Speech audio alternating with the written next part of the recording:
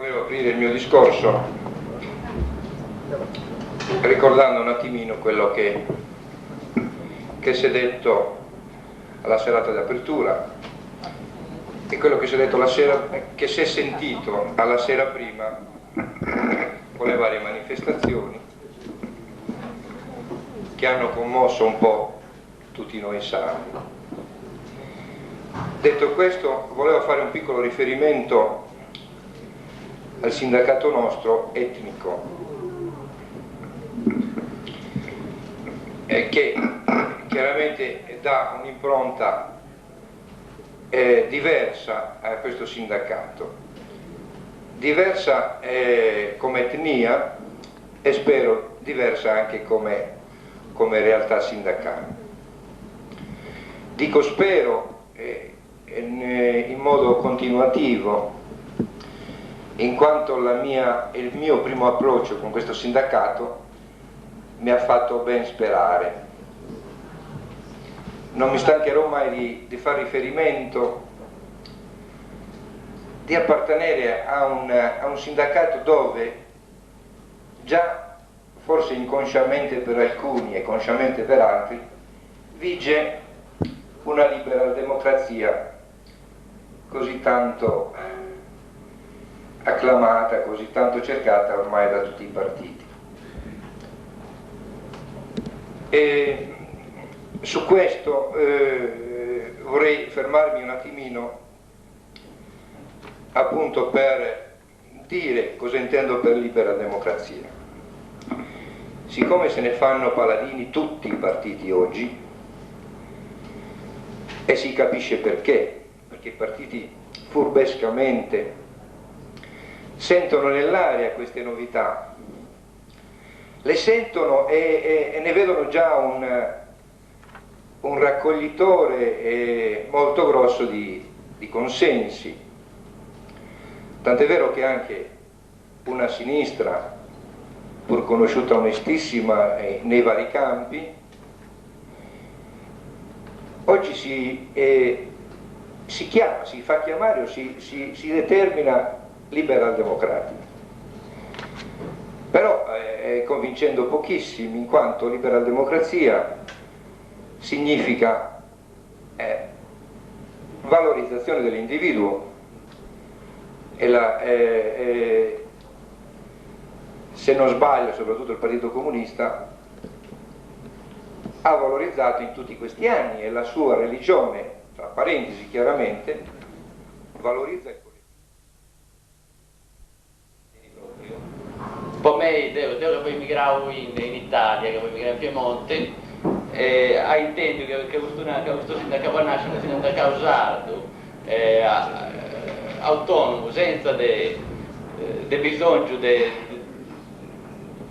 mano strangia, ma ha fatto tutto il nostro emigrato, perché il nostro emigrato una braceria enorme, proprio una cosa incredibile.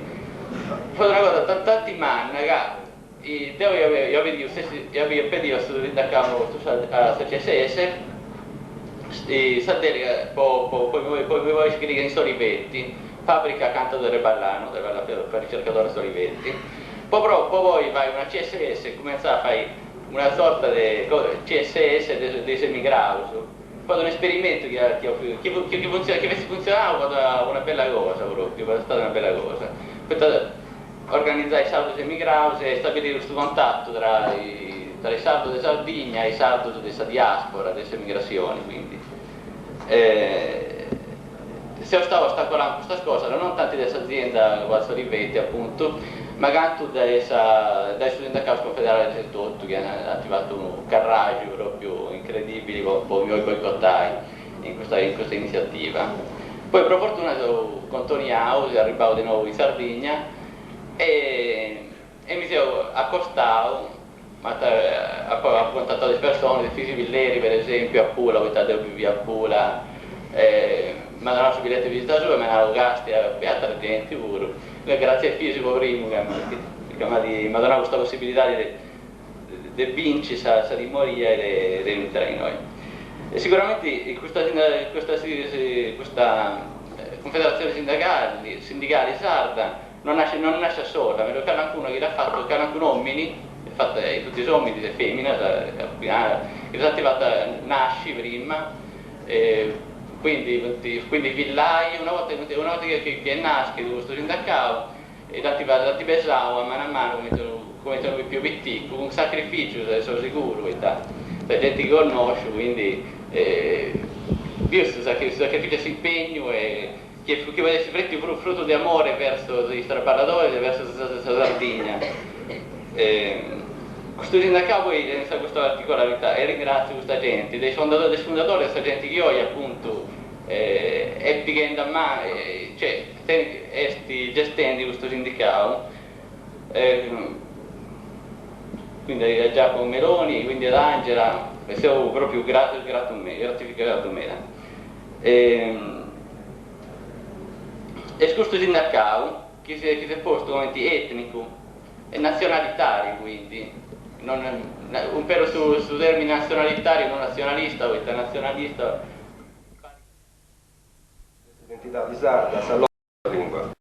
O questo creo che questo terzo congresso sia un momento di spinta e di verifica per realizzare il nostro proposito.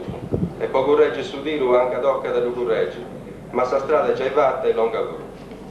Pensando che ogni delegato debba donare il suo contributo su, poi también il contributo su 21 progetto, mi si è posto domanda se sua partecipazione mia e a sua itavai come sindacato cresci, o a su manco può essere presenti a sta gente sarda.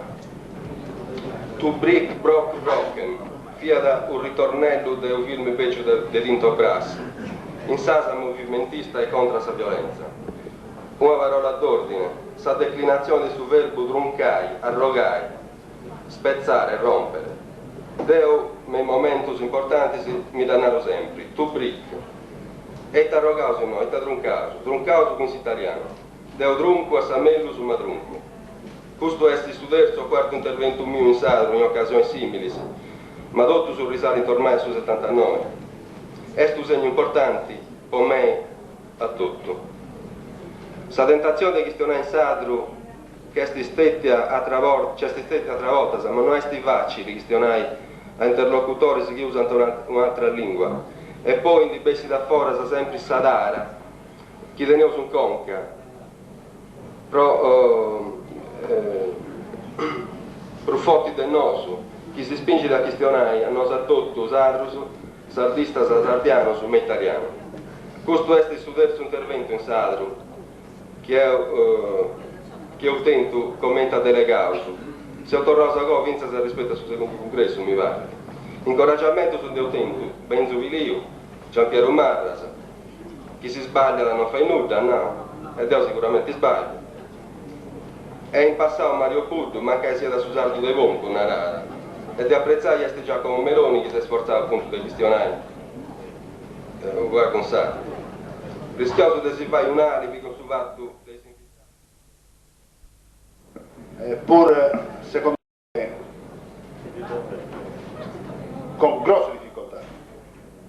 Forse sono l'ultimo arrivato nella CSS, o penultimo, nel senso che la mia scelta di iscriversi, di entrare nella CSS è maturata 5 anni fa.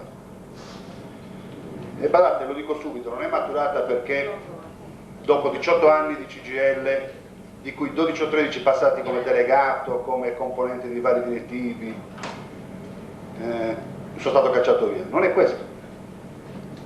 Sono andato via dalla CGIL perché voglio altro, voglio un sindacato diverso.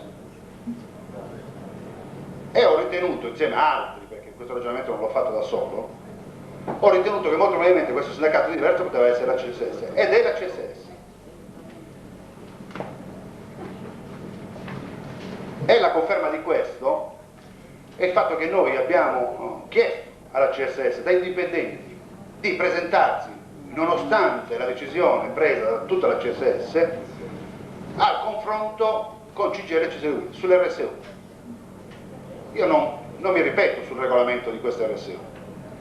Qualcuno ha scritto, anzi, Giacomo Meloni ha scritto assurdo, antidemocratico, anticostituzionale. Quindi lo sappiamo, è così.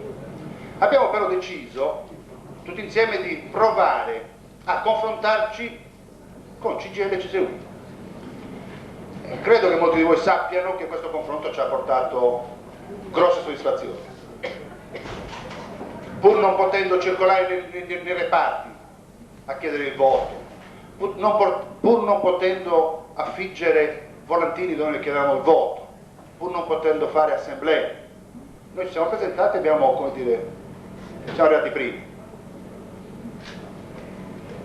Ecco, il mio intervento è soprattutto su questo. Io credo che,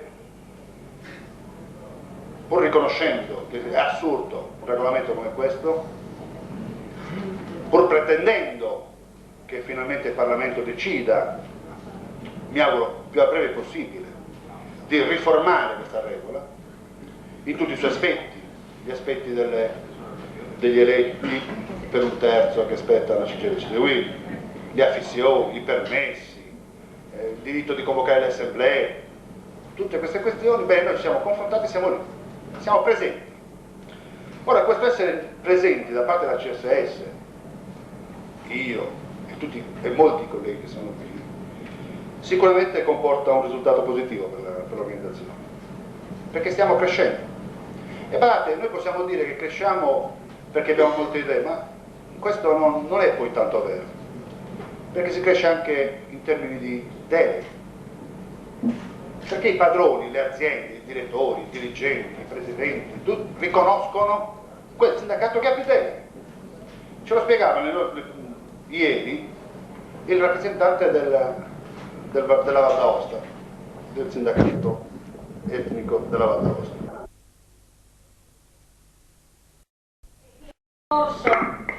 Si inserisca un po' male stamattina nel discorso generale, perché io voglio parlare della scuola e siccome mi è sembrato che non ci sia stata fino a questo momento, ma non è un rimprovero, è semplicemente un rilievo, un fatto oggettivo, non ci sia stata fino a questo momento una particolare attenzione, ho deciso di parlarne. Allora, tutti voi sapete, tutti noi sappiamo che fino a questo momento, non solo in Italia ma anche in Sardegna, e questo è un fenomeno importante, le scuole sono occupate. Gli studenti e le studentesse amano scriverlo col K. Sono occupate e in molte di queste scuole si fa autogestione, cioè si fa lezione senza gli insegnanti, qualche insegnante più democratico e più disponibile chiede di poter intervenire, partecipa alle lezioni autogestite. Non è certamente un fenomeno nuovo, però è importante perché si è determinato in un momento politico certamente diverso, in una situazione nazionale che vede per larga parte compromessa la stessa democrazia in Italia e in Sardegna.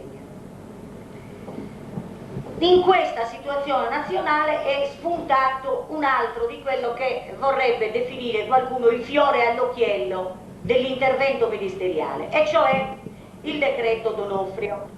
Poi invece si va avanti e si scopre che questi principi generali devono essere realizzati attraverso ruoli ben definiti. Il ruolo del preside.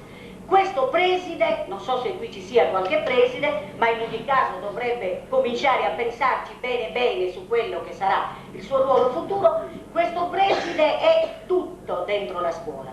Pensate che secondo questo decreto dovrebbe diventare anche presidente del consiglio d'istituto, ruolo che invece attualmente è ricoperto da un genitore. Il collegio dei docenti. Non sto a dirvi cosa fanno i presidi, sono diventati dei manager veri e propri, è come dire, cioè tra un preside che gestisce una scuola che immagino, secondo le mie e spero anche le vostre prospettive, debba formare persone, questo è un dirigente d'azienda, né più né meno, cioè tra lui e un commissario straordinario di una SL e ancora o un dirigente di una fabbrica non c'è nessuna differenza.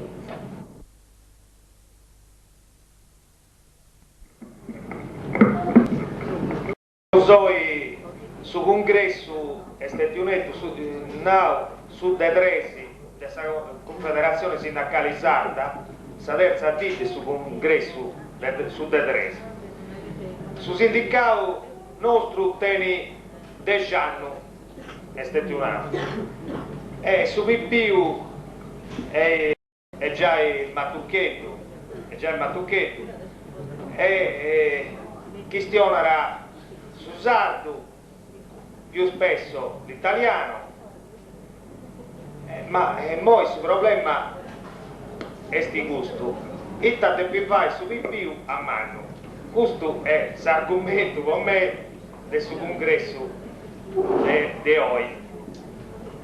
Poi devo appuntare oggi intervento su interessanti smera delle categorie, particolarmente delle categorie. Ma a riservo e dinanzi a riservo appuntare fu dare mera dell'IVA e su problema è un problema mera importante, ma su filosofo naraia che somini Feuerbach, se non ricordo bene, che somini esti un animale che gestiona, ma somini esti particolarmente un animale che vappara, come ti rotto esatto animali. E dunque sa parte del suo sindacato, io penso, che te paresse proprio gusta, e cioè parlare dei problemi concreti del sindacato. Perché, badate, io credo, sono convinto che il problema, questo sindacato abbia un pochettino un dato di nascita che un pochino lo condiziona. È nato come un sindacato per un'operazione soprattutto di intellettuali, diciamo, intellettuali nel senso più ampio del termine. Di limitare al massimo il mio intervento, anche perché il mio vuole essere soltanto una occasione per una annotazione di servizio, una comunicazione di servizio vorrei dire, e del servizio che la nostra organizzazione, il nostro settore, quello dei bancari, intende porre a disposizione dei colleghi. E quindi devo anticipare che mentre il bambino di Efisio Pilleri aveva 10 anni, quello di cui vi voglio trattare brevemente non è ancora nato, e quindi è stato già concepito naturalmente e l'abbiamo in gestazione. Ci sono stati diversi accenni ieri, e si è continuato anche stamattina, alla importanza della centralità dell'uomo. Ne ha trattato soprattutto il rappresentante delle ACLI, perché nelle differenziazioni che si possono fare possono essere un alveo nel quale muoversi, però se non c'è un supporto pratico, concreto, tutti i giorni, il nostro discorso corre il rischio di essere portato via dal vento, e il maestrale, sapete, in Sardegna quando ci si mette è abbastanza forte. Quindi si è partito da un presupposto, dalla necessità della tutela che deve essere offerta a tutti i lavoratori, l'importanza che ogni lavoratore ci senta vicini, e proprio nel momento e soprattutto nel momento in cui le aziende con la loro potenza tentano di schiacciare l'esistenza dell'uomo, tentano di schiacciare la personalità del lavoratore. Abbiamo quindi voluto costituire per queste esigenze il TAB, è una sigla nuova che vorremmo gettare così nel nostro settore, e cioè sta per usare questa lingua nostra e poi soprattutto seguendo gli stimoli e gli insegnamenti del mio amico e maestro Giampiero Marras, io credo che dobbiamo fare tutti uno sforzo per riuscire a fare. Insomma, questo saluto e questo congresso in Sartre per lo dare. Dopodiché cercherò di dire poche cose, perché mi pare che dopo l'esauriente lucida ed accurata relazione del nostro segretario generale di ieri, ben poche cose mi rimangono da dire, insomma, un'analisi cruda, dura e spietata della situazione nella quale ci troviamo in questa nostra, perché no, nazione, invece che continuare a chiamarla regione, contrariamente a quanto molti continuano a sentirsi sempre regione, quindi tralasciando e trascurando poi un obiettivo finale che invece deve essere quello del popolo sardo, quello di riuscire finalmente ad avere una propria identità culturale e una propria identità di nazione vera come storicamente fondamentalmente siamo. Volevo toccare appena il discorso del pubblico impiego. Io mi occupo di pubblico impiego e quindi di dipendenti degli enti locali,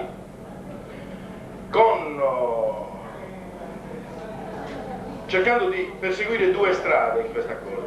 Uno, quello di riuscire a organizzare i dipendenti degli enti locali per quanto riguarda le vicissitudini che vivono, che sono un contratto scaduto da 4 anni e tutto il trattamento che subiscono e prendendosi pure le colpe di un cattivo funzionamento della pubblica amministrazione.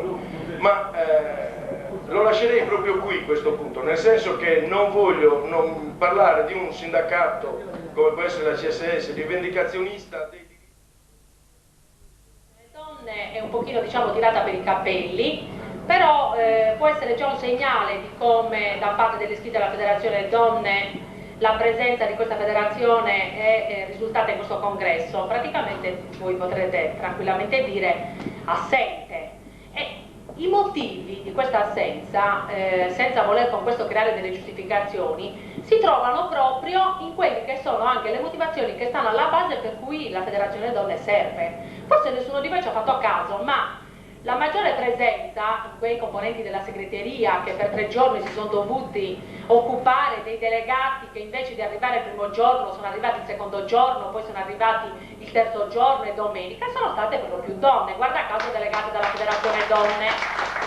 E quindi questo è un primo motivo per il quale probabilmente anche le donne hanno avuto in questo sindacato la difficoltà a diciamo, esternare tutte quelle che sono le motivazioni per le quali difendono l'esistenza di questa categoria, ma questo diciamo, può essere soltanto una coloritura del messaggio che vi voglio dare. La situazione è ben diversa ed è ben più grave. Quando è nata la Federazione Donne è nata diciamo, con le idee così abbastanza chiare su quello che voleva essere il discorso necessario perché una Federazione Donne esista, ed era il discorso relativo alla parità che voi tutti conoscete, le commissioni già esistenti a livello regionale, provinciale, la necessità di farsi sentire e così via.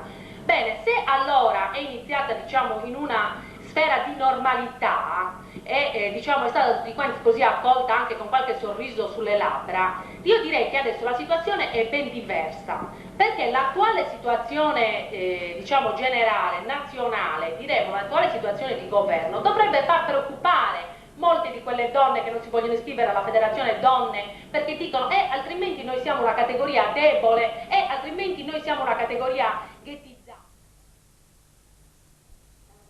Perché non è facile instaurare un rapporto costruttivo con il datore di lavoro in un momento di crisi economica del Paese. È difficile far capire il ruolo del sindacato ai lavoratori e per questo non è facile fare nuove adesioni.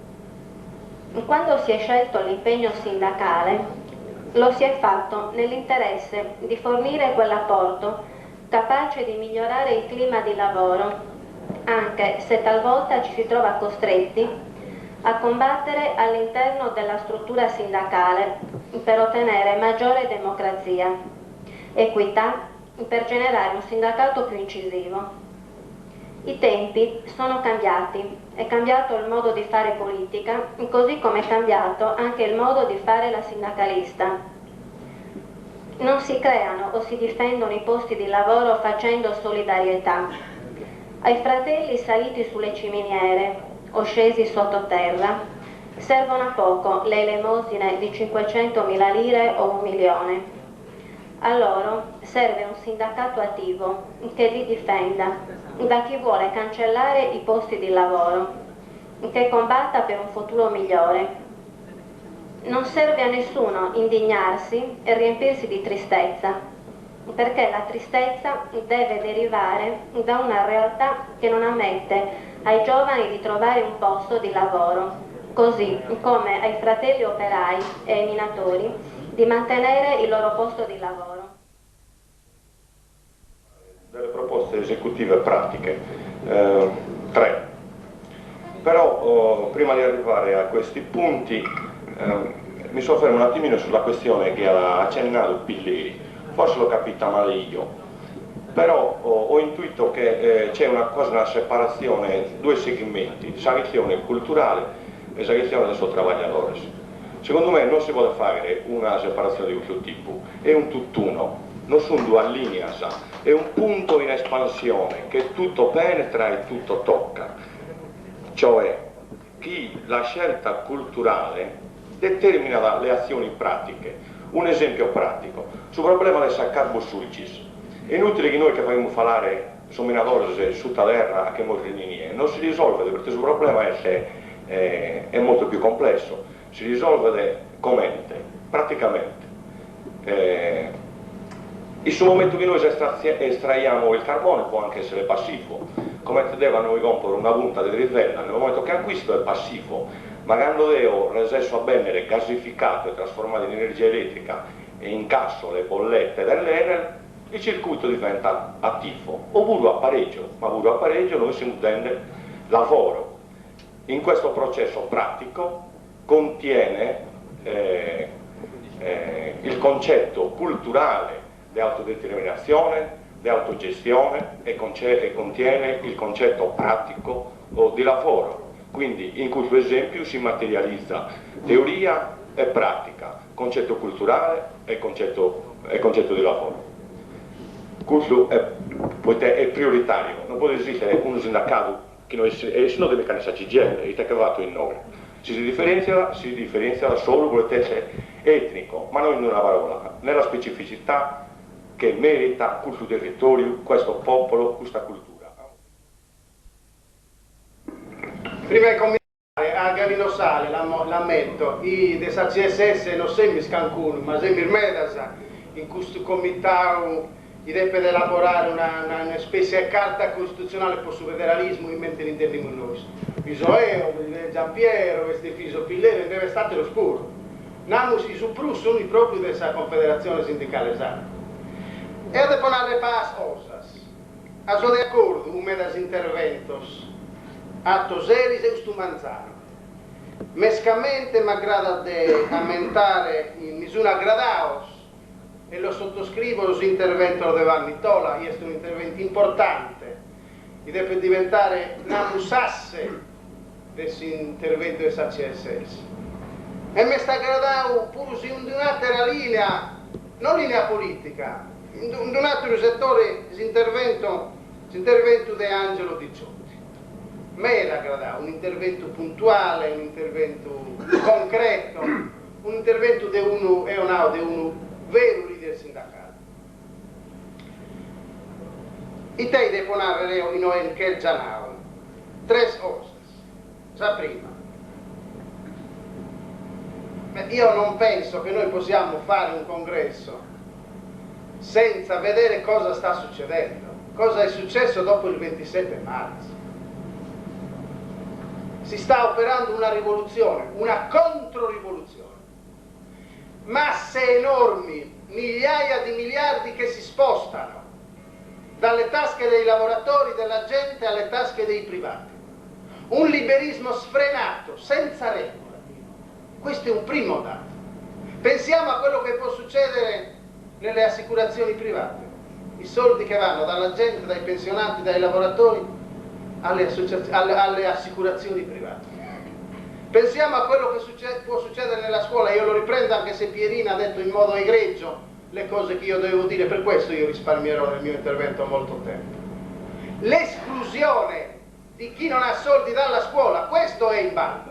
Il diritto allo studio, se passa il decreto D'Onofrio, che poi non è un decreto, è una proposta, meno male finora, il diritto allo studio sarà liquidato. Io ho anche scritto nell'ultimo numero del Cittadino queste cose anche con dati. Chi non ha soldi e chi non ha soldi, e soprattutto in Sardegna e nel Meridione, non potrà andare a scuola perché il ministro dice lo Stato si ritirerà dall'istruzione, sempre più entreranno i privati. Tante grazie, i privati dove sono? In Sardegna non ce ne sono. Chi è che è disponibile a investire nella scuola in Sardegna? E allora cosa succederà? Succederà che non essendoci lo sponsor privato, Monte dei Paschi di Siena che ha dato all'Università di Siena nel 94 8.000 miliardi, vorrei sapere chi in Sardegna può dare 8.000 miliardi all'Università di Cagliari e di Sassari. Succederà che tutto sarà affidato alle tasse, però siccome i presidi non è vero che sono tutti cani, i presidi diranno: come faccio io a mettere le tasse a questo figlio di contadino, di pastore, a questo operaio, a questo figlio di bidello? Tasse non ne metterà, però non avrà soldi, e dalle scuole cadranno i calcinacci e le finestre non ci saranno neppure i cessi. Questa è la scuola a due velocità che noi avremo di fronte. Questa è la liquidazione della scuola pubblica, perché contemporaneamente va avanti la scuola privata. Quello che diceva Pierina è vero, ma voglio anche non tranquillizzarla, anzi drammatizzare il dato. Ha già proposto Donofrio che la scuola privata è sullo stesso piano della scuola pubblica. Questo emendamento è già passato in Senato, anche con l'appoggio del PDS. Queste cose bisogna iniziare a dirle, perché fra poco noi avremo le conseguenze poi di questi progetti già passati. Detto questo, per cui noi dobbiamo situare la nostra analisi anche dentro questo nuovo contesto, e non aggiungo altro, ma basti pensare al fatto delle TV, dell'informazione, che quello che succede in Sardegna, ma in Italia. Detto questo, io credo però che noi dobbiamo avere una bussola di fronte a questi problemi, perché non vorrei che noi ci schierassimo di fronte a chi vuole più Stato e meno mercato, o più mercato e meno Stato. Noi siamo una forza che rifiuta questo dilemma, noi siamo contro lo Stato e contro lo statalismo e l'assistenzialismo, e siamo contro le privatizzazioni e il privatismo esasperato. Noi siamo meno Stato, meno privato, più società. Questa è la nostra linea strategica, e su questa linea strategica poi dobbiamo riempirla di contenuti, e i contratti dei lavoratori devono inserirsi all'interno di questa linea strategica. Guai se tra di noi passasse l'idea o che per evitare l'assistenzialismo e lo statalismo ci vuole più privatismo, più privato, o che noi per difenderci dagli attacchi del legalismo esasperato, del liberismo senza regole che va avanti, dicessimo bisogna difendere l'esistente, bisogna difendere lo Stato, bisogna difendere l'assistenzialismo. Sono due facce di una stessa medaglia fallimentare. Oggi in crisi non vi è solo lo Stato, un utensile ormai inservibile, vecchio, inutile, da cui parte la nostra idea di indipendenza federalismo. Ma vi è anche in crisi il capitalismo sfrenato, l'idea che basti produrre merci per soddisfare la gente, e poi siccome non si possono produrre merci sufficienti per tutti, una parte della popolazione vi è esclusa. In che direzione va poi la finanziaria? Escludere la sanità, le pensioni e la scuola, guarda caso quei settori più deboli, meno difesi, i pensionati, i malati, gli handicappati e gli studenti. Gli studenti, i giovani, vengono guardati non dalla faccia di Berlusconi, ma dalle scelte politiche concrete, come un fastidioso problema che occorre mettere da parte, perché il problema vero che ha la classe politica oggi, non solo però la classe politica, anche quella sindacale, io su questo tornerò brevemente, perché ho l'impressione che la polemica verso CGIL e CISL deve essere aumentata, non diminuita. Questa politica vuole solo aprire varchi colossali per avere più profitti. Questo sta andando avanti oggi nella politica complessiva del governo e delle forze politiche e sindacali. Allora, se questo è vero, la nostra ipotesi di meno mercato, meno Stato comunque e più società, o contro questo dilemma comunque più società, non è un fatto ideologico, non è un fatto teorico. Non vorrei essere messo in contrapposizione a chi invece parla di contratti, di vertenze, di assistenza, anzi, noi dobbiamo essere più presenti, più organizzati, non meno organizzati, fare più vertenzialità. Dobbiamo essere un sindacato militante. Se questo sindacato ha un limite, secondo me non è la linea politica, e neppure l'organizzazione nel senso di organizzazione burocratica, perché questo sindacato non espelle nessuno, non manda via nessuno, non emargina nessuno, però questo sindacato è troppo poco militante, nel senso che non è presente con gli iscritti. Io immagino i nostri 100 insegnanti iscritti nelle scuole, presenti, a fare vertenze, a sostenere le lotte con gli studenti, in maniera critica anche. Io non tutto quello che fanno gli studenti sono d'accordo. Se fossero presenti, noi avremmo in mano la situazione politica in Sardegna, perché ormai manca assolutamente la presenza dei sindacati scuola, ma non solo dei sindacati scuola, con una proposta originale, specifica, di cui brevemente io dirò, ecco perché questa riunione alle 3 con tutti i lavoratori della scuola. E la proposta originale specifica è che la lingua è l'elemento fondamentale, ma che anche la lingua non basta. Non basta. Il problema è complessivo. Quello che diceva Gavino Sala, io lo sottoscrivo. L'autostima. Noi abbiamo ancora un complesso. Guardate che è un complesso comunque perché viene da lontano. L'idea del sardo come lingua, come dire, un po' grezza, un po' del popolo, da utilizzare per il bomborimbone, le feste pausane, in famiglia, viene da lontano. È un fatto anche culturale della cultura italiana. Petrarca diceva che la lingua vera era quella latina e scrive le sue porcherie in latino, quello che appunto non gli daranno nessuna fama, e invece scrive in volgare quello che lui riteneva una lingua delle cose familiari, le chiamava nuge, sciocchezzuole, cose di poco conto. I suoi amorazzi, che poi è la sua grande opera, il canzoniere, lo scrive in volgare, sottostimandolo, ritenendo che quella fosse una lingua di seconda importanza. Allora, da mettere in discussione anche questo tipo di cultura, guardate comunque, è pure in noi sono i foras, è anche dentro di noi, è anche dentro di me, che ho più facilità, ma non perché sono meglio